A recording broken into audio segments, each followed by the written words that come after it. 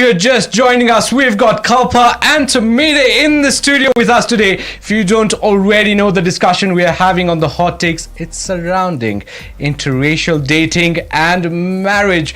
Welcome Tom and Kalpa to the studio. Thank you. Thank you. Good morning, guys. Radhika. Hello. Morning. So I'm just going to jump right in and tell us a little bit about yourselves, how you guys met, just an introduction.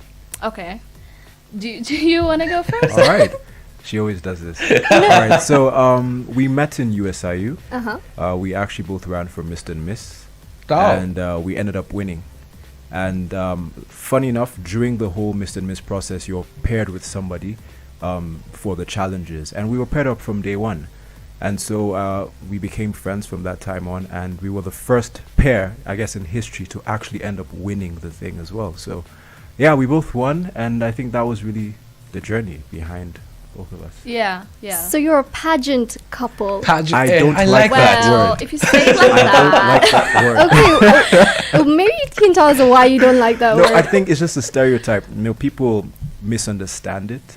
And you think that if you're in a pageant, then you're just really looking for Sort of some vain. Superficial attention, reasons. yeah. And shallow. Exactly. Yeah. Okay, let's move away from the shallow. But- and Yeah. But basically at that time you did not have that connection yet. It was just the stars Friends. working in the favor. Yeah. In fact, Friendship. I think our first meeting officially was on when we started the competition. They had like a list of participants, and I saw her. And what stood out is that she was, obviously you can see how beautiful she is, but she's a coder. She's like, my hobbies are coding. I'm like, oh wow, that's interesting. And we actually had our very first conversation. Unfortunately, I can't find the WhatsApp. Our very first convo ever was about, putting this knowledge we have to make the world, Africa, a better place. So yeah, that was where it all started. they met in a Yeah. pageant but bonded over coding. I love it. But as you said, the pageant can sound a little bit Yes. superficial. So let's dive into the real hot take. Yeah. Kalpa, let me ask you, what were some of your concerns about dating Tomide, considering the interracial factor and stuff like that? Yeah. Funny enough, my answer to this question is funny because I did not think about the repercussions that were to happen. I just knew I liked this person so much.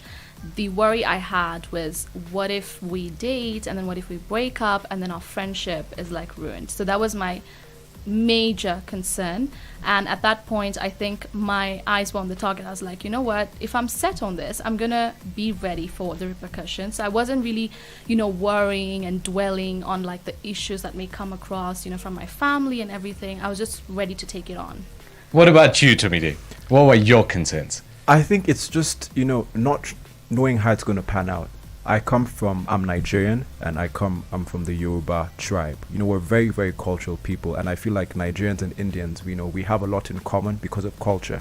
And from the bat, I knew that, okay, I just didn't know how it's going to work out. I come from a very cultural background. She does as well, I know how rich India's cultural heritage is, and understanding that from my own point of view, it's just really not knowing how it's going to work, Parents, it's just so much you just don't have an answer for. So it was really just scared for, I guess, what most people are scared for when they hear about interracial couples. So yeah, from the beginning, that was really what Worried you? Yeah. What was a concern for you? Cultural clash almost, maybe? Cultural clash, because you're bringing two different worldviews together. Yeah. And marriage and relationships are more than just the individuals. There's the family aspect. Nigerians and Indians were passionate about the same thing: food, clothes, culture.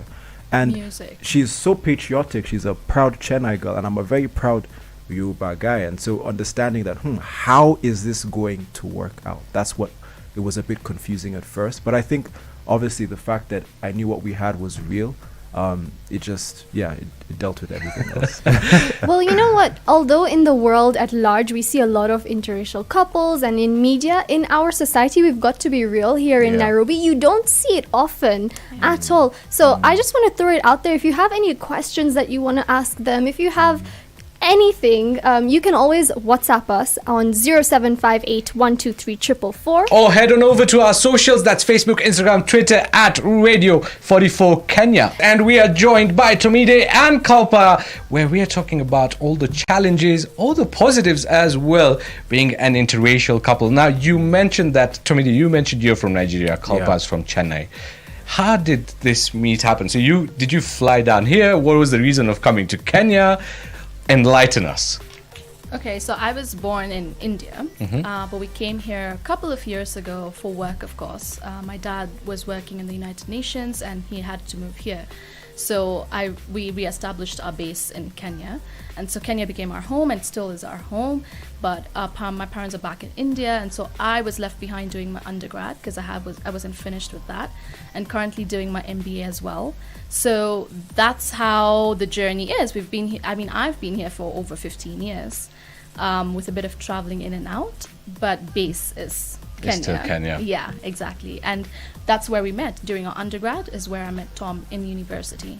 So your parents have moved back to Chennai, Yes, they've and moved back. you've fallen in love with Kenya, I guess? Yeah, fallen in love with Kenya. Also, I think many years that I spent here, my job is here now. I studied here, so I know I'll go back at some point, but probably just to visit. What about you, Tomide? What was the journey like from Nigeria to Kenya? So in '94, my family actually came down here. We were here for about 5 years. Then we went to different parts of the world, America, went back to Nigeria. Then they eventually moved back. So just like her, like my family, this has been HQ. My siblings were born in Kenya. We've just been here ever since. So in different phases, but yeah, we've been here for So quite a your while. family still? My family is still here. Is still in Kenya. Yeah. I mean, Nairobi is really a melting pot, isn't it? Well, the funny thing is, it's a melting pot. We have so many cultures in Nairobi, yet it's rare to see an interracial couple. So maybe you can walk us through some of the best parts of being an interracial couple and some of the challenges that you've faced. Yeah, sure. I think the best part is just the fact that, Tom always says it this way. He always says, you realize that your world is bigger. All along you've been thinking it's about your family, it's about your culture, it's about your language, and then you meet this person who is equally proud of where they come from. And then in doing so, you appreciate how big the world is, how diverse the world is. I think that's one of the major positives. And the negatives is, of course, the stereotypes and stigma that comes with interracial couples, even mostly, sorry to say, but mostly from the Asian community. There's a lot of, no, you shouldn't do that. You should marry within our community. I mean, if I wanted to, I would. And if I had seen someone who I liked, I would have. But this is what I wanted. So there's a lot of that, tension when I meet some people along the way who say it without saying it. They look it without looking, like, I'm judging you, but I'm gonna act cool. And we've been through that. Tom has been through that a couple of times, unknowingly and knowingly. And no offense, I get that, they come from a different generation and this was not normal back then. And I'm not forcing anyone to accept it, but I'm not afraid to at least talk about it. I don't have to hide anything. I guess from what you said, Radhika, there are couples. They just would not prefer talking about it because of the fear of, the stigma from the community. That is really true. And, in India, we have this thing, log kya kahenge, Yes. right? Which is, what will the community say? And that really puts pressure. Even if you do like someone of a different race, you might not pursue it. Exactly. Yeah. Very true. What about you, Tommy? Yeah. What are the ups? What are the downs? I think, like what she said, I think the ups are realizing how much bigger the world is, and humanity is so bent on going to space to discover new races, not knowing that there's a whole nother world here on Earth. Being a Nigerian, being Yoruba, from our music, our life is so culturally rich, but then now meeting somebody from something that's, the equivalent from a different part of the world, it really puts things in perspective. You appreciate how big the world is. And I think one of the cool things about it is just how cultures can complement, I mix Nigerian food with Indian food, and it's quite cool, you can't do that on a normal day. So I feel like there's a lot more power in the combination. A lot of people think that, when you bring these two cultures, one will drown out the other. But no, I think when the two come together, you realize that there's a lot more you can do and you have more appreciation for yours. In terms of challenges, I think, like what she said, luckily because we were in school, in uni, no one is going to really make a big deal about it. I think the pressure now comes when I find myself in maybe an Asian community, or I go to Parklands, I go to a store with her or something like that. And the funny thing is that I feel like it's more internal. I just have in the beginning it was really tough because you just feel like everyone is just judging you, everyone is looking at you a certain type of way. And what I think got to me is that I didn't want people to look at Kalpa and say bad things about her and insult her, because they don't know what we've been through. They don't know what this thing is about. So yeah, I think those are the only lows. At times it's in my head, without things actually happening, but yeah. True. Well, if you have any questions for Kalpa and Tomide, do let us know. You can text or WhatsApp on 0758123444. Or catch us on social media at Radio 44 Kenya. As addictive as your morning cuppa, it's Radio 44's Morning Fix with Bhargav and Radhika. And today we're also joined by a very special couple who have been chatting with us about interracial dating, interracial marriage, and all the issues surrounding it. Because it can be a controversial topic. It's accepted in some societies, while other people still don't get the concept. And I think the main concern that people have is the difference between the cultures. And that's why I want to ask you, I'll start with Tom. Was there anything that absolutely shocked you about the Indian culture? First of all, what shocked me is how similar we are. There are a lot of similarities. Nigerians are crazy about rice. And Indians are too. And yeah, just the meals and all of those things. We love spice, But obviously in that, there were some things that shocked me. For example, Kalpa loves... I didn't understand why she had yogurt with everything. That was a bit confusing at first, I'm like, why are you pouring yogurt on your food? You know what? I think personally, jollof rice and they like raita even. That sounds like an absolutely killer combination. But as time has gone on, I think I've started to appreciate it, because like now I take raita, like I have no issue with it. I think it's just in the beginning, it's quite confusing. Nigerians make, stew with tomatoes and everything, and that's how we understand rice. And so when you now bring that same thing and then you're pouring yogurt, you're just like, what's happening over here? Yeah, but I think that just really minor things like that, really, the similarities, and just understanding those things that make her culture unique. Yeah. What about for you? Was there anything about the Nigerian culture that shocked you? Yeah, like Tom said, I think the similarity is very shocking. So I went to Nigeria to meet his family, his extended family, and when we were there, they were prostrating, like literally when they would see elders, they would touch their feet, and and I was like, we do the same thing. Yeah. Food, of course, is very similar. I mean, music as well. Like I could dance to like consecutively, like Indian, Nigerian, and I wouldn't even see the difference. But also another thing that was really cool to note was his upbringing is so similar to the way we are brought up, the respect we have for our parents, the hierarchy we have in our home, it's like dad, mom, brother, then everyone else. So they have pretty much the same thing, and the respect to your parents, the way you speak to them, the tone with which you speak. I mean, don't be surprised if you're beaten as a child. Like that's like very normal.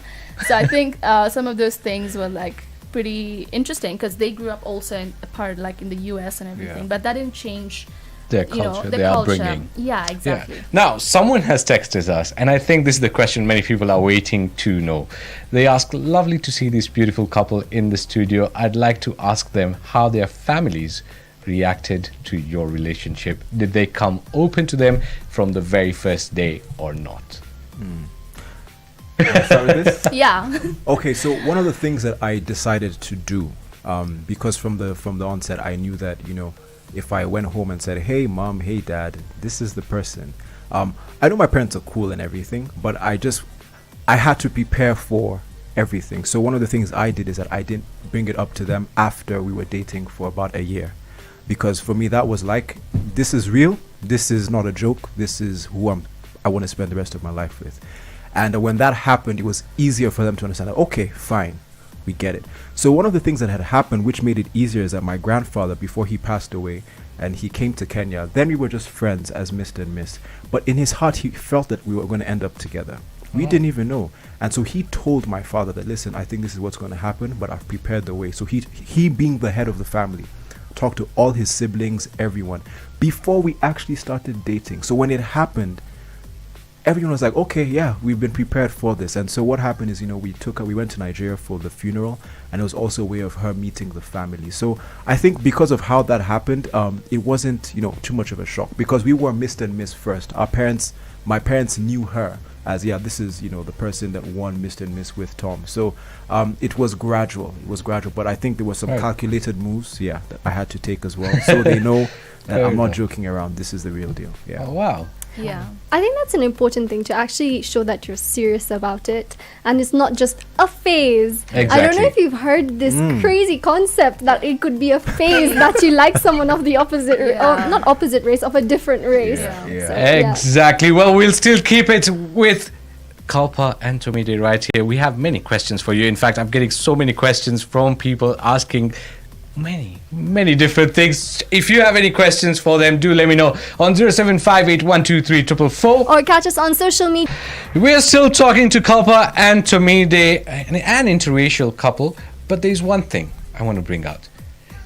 As much as we're talking about interracial marriages and interracial relationships, there have been times, especially where I come from, Indian community, we generally have this casteism. Forget even interracial. We have the casteism marriages. Does that happen in Nigeria as well? Yeah, but for us it's more of like, tribal. So Nigeria has, nearly up to 200 different ethnic groups. So you have Yorubas, you have Igbos, you have Hausas, you have so many other subgroups, even in the Yoruba community, because we have Yoruba states. You'll have families who say you can't marry from a different, you can't marry from this state, you can't marry from this so it happens as well. I guess it's a worldwide problem. Yeah, I mean, it's similar to Kenyan tribes. We have different areas, they might not intermarry with each other. And the same thing, it happens in India a lot, the way you said it, especially like I'm a Brahmin. Sometimes you can't, even though they're Gujaratis, I might not be able to, well, now times are changing, but I can still see out there's still people who can't marry a Patel, for example, who is also a Gujarati, but they still can't. But the best part is, I think your parents can now understand, because they had an intercaste marriage, I think they can get the interracial marriage as well, right? Yeah, I think... Okay, it hasn't been the easiest to have those conversations with them, truly. But the opposition is not more like, he's not brown. That's not the talk, it's more like, we don't know how this is going to work. Like, we've never done this before. Like, so what are we expected to do? So it's more like a parent's concern about, did you guys think about 10 years down the line? What you're going to teach your children? What language are they going to know? And that kind of logistics, but it's never been like, how could you not marry an Indian? Yeah. Do you feel extra pressure because you're the girl child? Because in my experience, I've seen that when an Indian man chooses to marry an African woman, there seems to be nothing wrong with that. But then when an Indian girl wants to take charge of her future and choose who she wants to love, then there's opposition left, right, and center from people you don't even know are judging you. Right. Have you seen that in society, or have you experienced it yourself? Yeah, I mean, I think in a very subtle way, I felt that pressure. And it also happens because I'm an only child. So, for my parents, I'm all they have. There is no brother or sister after me. So it's like, you better get this right. It's like one try, But then for sure, like, I think I've seen the couples we've interacted with, even from our YouTube channel, it's mostly been a man who's the Indian, and then the girls from like anywhere from Africa. But in our case, it's different, and we've never seen couples like that. And it's very rare. I haven't even seen one, by the way, where the girl is the Indian. And I think it comes with a lot of pressure from the girl's side. Is in an Indian family, the role that we are expected to play is like super intense. You go to school, you don't leave the house after this time, you only have a particular set of friends, you don't talk like this to your parents. It's a lot of like, don't do this. And it's like their way of preparing you, like marinating you for the marriage life, I love that word, marinating you. Yeah, but you know what? You guys are breaking boundaries. You're kind of showing people that, hey, if you believe in your love and if it's serious, don't let anyone hold you back. Yes, and you know what? Many people are loving the fact that you're coming out there and talking about how the challenges were. You are inspiring quite a few. I've got so many WhatsApp messages which I'll be reading soon. But for now, let's take a look at the traffic. As I said, Kalpa and Tomide, you have actually inspired so many people out there, including the people in the studio. That's Radhika, myself, and Irene. Thank you so much for coming. But I want to read some comments to you. Well, Paul says, I love how the two decided to not listen or be bothered by what the society thinks of them. Kudos. Intermarriage between diverse communities and cultures just encourages me that we can make this world a great place. That's amazing. That's really sweet. I love the ending that we can make this world a great place without the divisions that society is putting on us. And we have Ed who also messaged, and his message is as sweet. He says, I admire the couple since I got to know them. Oh, wow. So that's super sweet. Very sweet. of him. Kaushik also says, Kalpa and Tom, you guys look awesome together. Thank you. I was just telling them that imagine on their wedding day in his Nigerian formal wear and her in her Indian formal wear, they're gonna look like kings and queens. Very true. We can't wait. Well, that brings out the point. You guys are engaged. Yes. Congratulations. Thank you. The ring. Like, may I take a picture of your ring, please? Because Yes. I need to. Or you could just show it. You could just show it. If you're logged on radio44.co.uk, you can see the ring. I need to hint to anyone that I want this type of ring. Please take a picture. Well, Thank you. speaking about your engagement, we have a congratulations a message from Chani. She says, hey, I don't have a question for Kalpa and Tom, but just a massive congratulations on their engagement. I hope their future is bright or as bright as they are. Much love. Thank you, Thank you so Chani. much. Thank you. And So the engagement happened a Last week ago? Yeah. Last week, Thursday. Actually, it's been exactly a week. No, Oh, Thursday. wait, sorry. Last week. Oh, this is Friday. Yeah. Thursday. Thursday last week. Yes. Well, Wow. fresh into the fiancé status. Yeah. We just got a last question that sums up the whole interview quite well. Paul asks, what impact would you want your love story to have? I It's think a bit of a deep one. it is. Yeah. It is. And I think for me, it's really that there's power in, bringing in our unity. A lot of times, I think the reason why people are very skeptical or they resist these things is that you think that one culture is going to drown out the other. But if you look at it historically, Africans, Indians, we've gone through a lot of the same things, and our cultures aren't that far apart. So for me, I feel like I just want people to see that there's power in love and there's power in our unity. And I believe that we can influence the world a lot better. Just imagine the next generation having somebody with an understanding of Nigerian culture and Indian culture. What can that do for our world? I feel like really the message is just about love. So I feel, that's really it. That love is the most powerful thing, most powerful force. Yeah. I love it. The unity part really got to me. But I love is the most powerful force. What about you, Kalpa? Just along the same lines, I feel like standing your ground, this time of dealing with so many things in our relationship, good and bad, has taught me to stand my ground. As an Indian girl, from a very orthodox family and everything, I've had to go through a couple of questions and interrogations and conversations that are uncomfortable. So it has really taught me, personally, it has taught me to be brave about what I stand for, be courageous, regardless of whether you're Indian, you're African, wherever you're from, you have the right to choose who you want to be with. And that's really up to you, So for me, that's it. Like, love speaks for itself. I feel inspired, brave and inspired. No, I actually do. It is true. And the fact that you've overcome it and now you're on the other side, at least people can see that inspiration. It's Yeah. great. Very true. Kalpa and Tomide, thank you so much Thank for you. coming to our studios and for inspiring our listener as well. It has been a pleasure having you here. Both Radhika and I are inspired, and I'm sure everyone out there is too. Thank you, Thank you Bhargav, so and much for thank you, having us. Radhika. You Thank guys you. are awesome, and thank you for having us. Like our Yes. first ever show talking about it. So Yeah. kudos to you for taking Yeah. that leap of faith as well. That's what we do here on the Hot Takes on Radio 44. And up next, I have Kishore Kumar, Sumit Kumar, and Vishal Datlani. Bachna Ehsino.